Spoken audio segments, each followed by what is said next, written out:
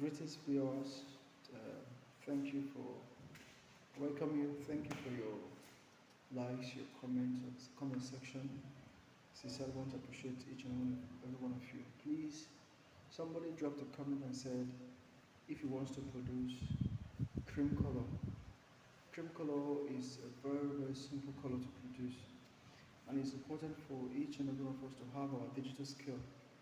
So in producing cream color, for three drums, your yellow oxide would be 200 gram.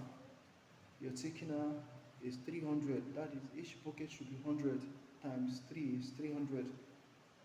Then your titan is 1.5. That is 500 gram for each bucket.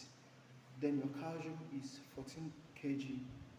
You understand? Then if you don't have a big scale to measure your water should be half bucket, normal half bucket. So that is it. So for your Ginapol, your formalin, your ammonia, I think by now you should have known the quantity to add in each of the buckets. So producing 3 buckets of trim, I think for me is the simplest and the easiest. So I wish you good luck, and please drop any comments. I promise from now upwards I will always give you the feedback as soon as possible. And please like, comment and share. I pray that the good Lord will bless you. Thank you.